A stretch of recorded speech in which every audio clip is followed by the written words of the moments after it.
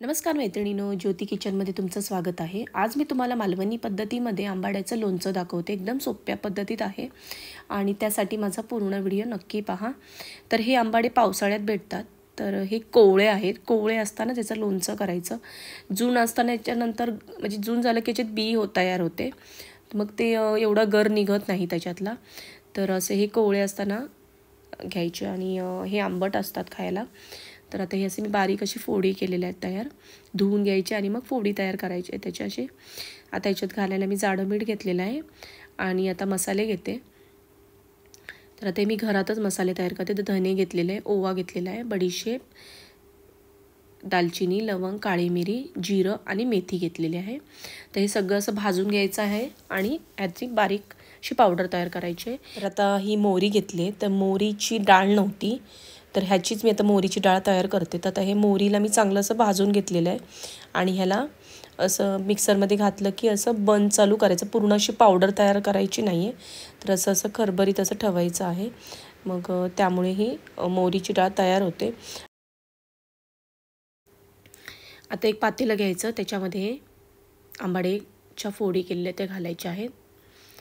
आता 3-4 चमचे जाडं मीठ घालायचं आहे। आता जाडं मीठ घालून तुम्ही हे एक दिवस पण असंच ठेवू शकता, म्हणजे जरा पाणी सुटेल आणि असंही लगेचही करू शकता। आता मगाशी मी मसाला केलेला तो घालते। तर 2-3 चमचे मी घातलेला आहे मसाला। आता हे व्यवस्थित असं परतून घ्यायचं, परतून म्हणजे हलवून घ्यायचं आहे। आता ही मोहरीची डाळ मगाशी सांगितली ती बंद चालू करून केलेली आहे, तर ती पूर्ण अशी बारीक पावडर केलेली नाही आहे। आता याच्यामध्ये 1 चमचा हिंग टाकते, 1 चमचा हळद घातलेली आहे। आता हे व्यवस्थित सगळं हलवून घ्यायचं आहे। आता याच्यामध्ये मी बेडकी मिरची मसाला घातलेला आहे, 4-5 चमचे घातलेले आहे, कारण हा एवढा तिखट नसतो, फक्त कलरसाठी आणि टेस्टही खूप छान येते।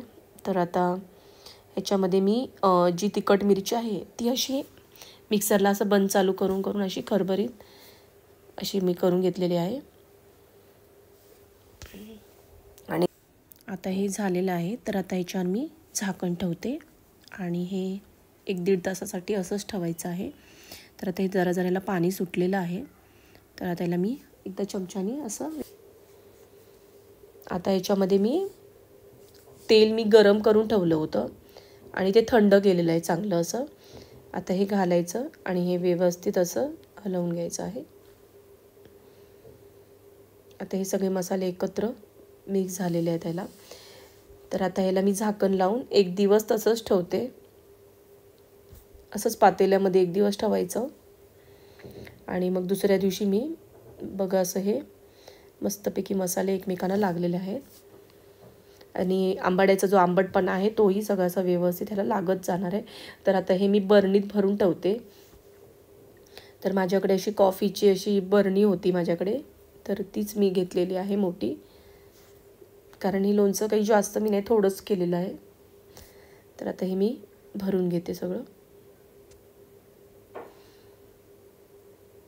आता हे कसं बरणी असं तुम्ही 15 दिवस अशी बरणी अशी व्यवस्थित झाकून ठेवली की हे जे आंबाड्याचा जो आंबटपणा आहे तो सगळा असा एकदम मसाल्यामध्ये सगळं एकत्र लागतो आणि मग त्याला टेस्ट येते। आता ताजं खाल्लं तर एवढं खास लागणार नाही, पण तेव्हा जर तुम्ही थोड्या दिवसांनी खाल्लात, 15 दिवसांनी, तर ह्याला टेस्ट खूप छान येते। बघा दिसायलाही सुंदर आहे, कलरही छान आलेला आहे आणि खायलाही खूप अप्रतिम आहे।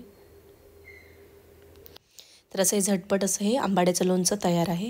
तर हे लोणचं कसं झालं ते मला नक्की सांगा आणि माझा पूर्ण व्हिडिओ बघितल्याबद्दल धन्यवाद।